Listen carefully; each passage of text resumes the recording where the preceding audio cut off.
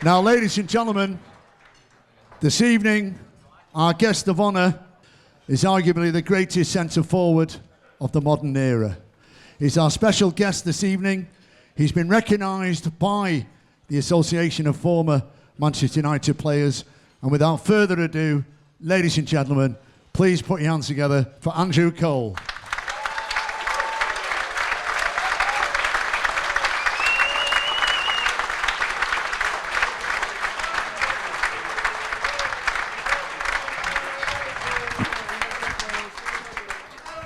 Now, the next two gentlemen don't need any major introduction from me.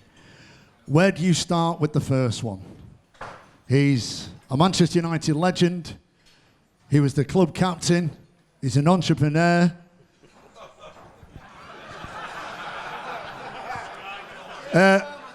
Sir Alex has interrupted my introduction there by laughing when I said that. Thank you. Ladies and gentlemen, a man for all seasons. He loves United. Most of us love him. Without further ado, Mr. Gary Neville, ladies and gentlemen. Thank you.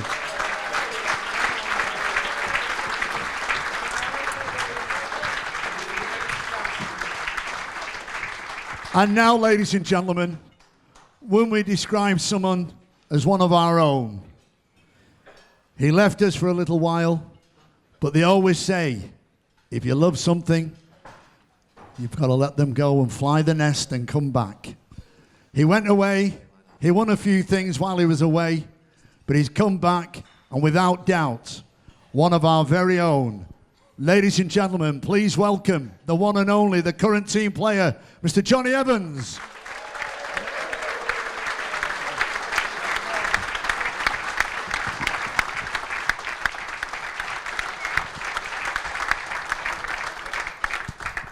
Jonny, I think we'll start with yourself.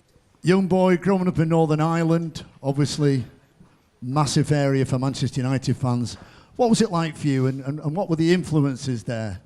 Like I say, Belfast was always, I suppose Ireland in general, Northern Ireland, had a big sort of part in Manchester United's history, so I always felt that sort of connection. I was a Man United fan, and growing up, I was fortunate enough to grow up close to local football pitches in the estate that I live, so I was always playing football and I suppose learning out in the street and playing with all the kids.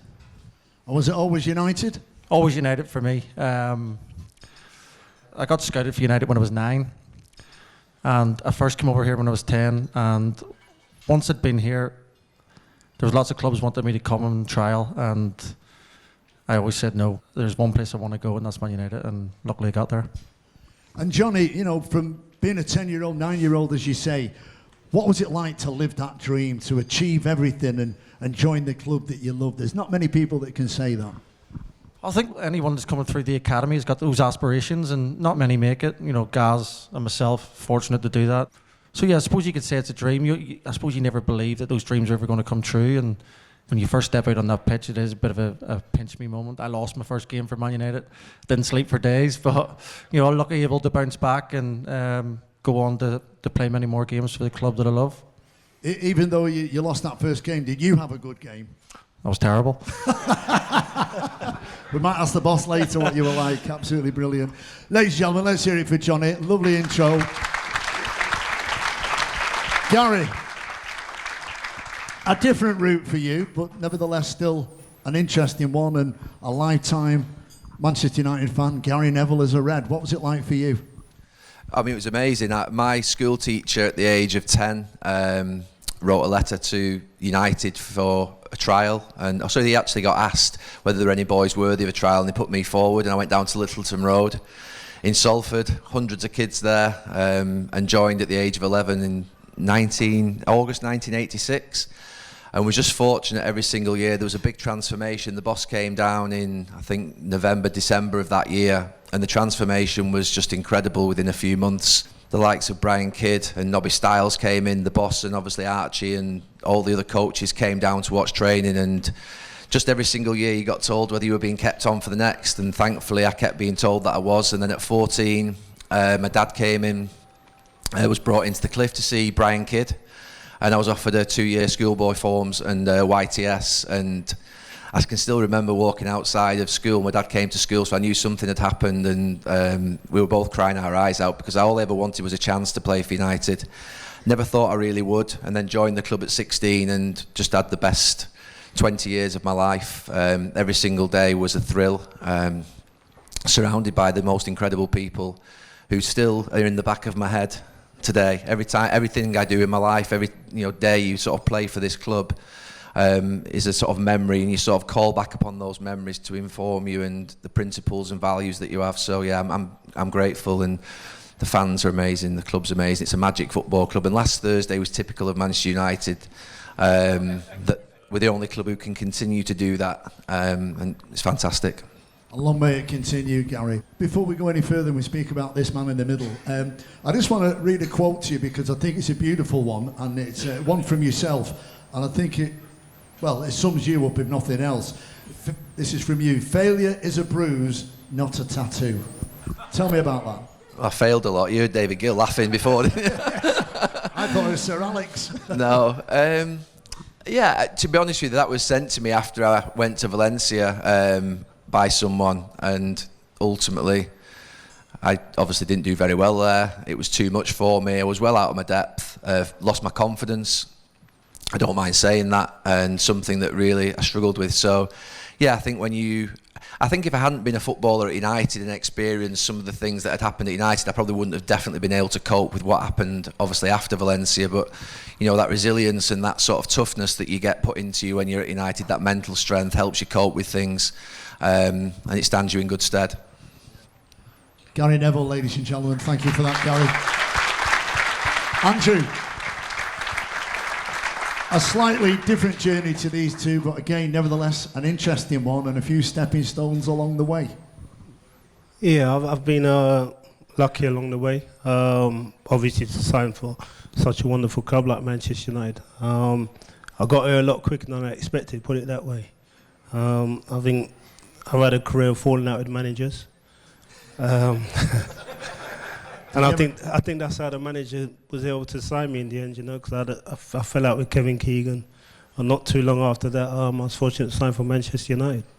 And Andrew, what's it like when you're informed or you get that call? I mean, who told you United were interested in you, and more notably, that Sir Alex Ferguson wanted you?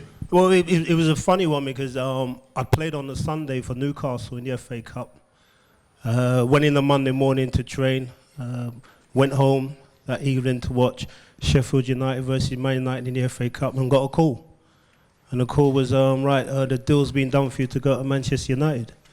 Now, to this day, the way it came about was unbelievable, and I didn't believe it. So when it happened, it was, for me personally, it was the only one that I could have made. I couldn't have gone anywhere else. I think at that time as well, I was speaking to Paul Ince quite a bit, and he kept saying to him, the manager's desperate for you. You're going to come to Man United? I'm like, Ince, there's no way Newcastle are going to sell me. He said, he'd do anything to get you. I'm like, Ince, it's not going to happen, but fortunate for me, it did happen. And aren't we glad, ladies and gentlemen? Andrew Cole, absolutely fantastic.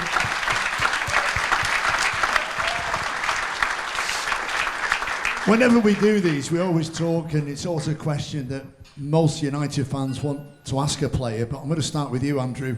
Obviously, 99, the treble season. What was it like to be part of that? And not just the whole season, but those 10 days where you were thinking, yes, this can really happen. We as fans were beginning to think it could happen. What's it like I think Neville will agree with me. I don't think we really thought about doing it. I think it was a case of we took it day by day, game by game. I think as we drew to the end of the season, obviously the last game out here was a bit of touch and go. We conceded to a Spurs goal early doors, and I think Les Ferdinand was very surprised he scored that goal as well. But then, look, we do what Manchester United do best. We get ourselves back in the game, and I'm fortunate to come in at half time now I get the winner. For me, that's the pass, yeah. Yeah, can you mention the pass, Coley? You better have. Yeah, well, I think if you can remember the pass, it was around my neck. So, yeah. So I've had to produce a little bit of magic of Nev's past first. Yeah. I mean, and then I was fortunate to get the winner, but for me personally, I think that put the disappointment of '95 behind me. I was bitterly disappointed that season.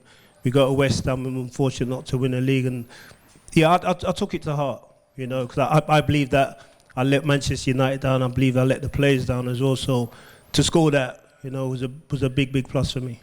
You've never let Manchester United down, Andrew Cole. Yeah, but sometimes that's the way you think, you know. Yeah, it's interesting to hear the players' side of it, though. You know, that, like you say, that pressure that you're all under and that influence of that miss or, you know, the nearly goal or whatever.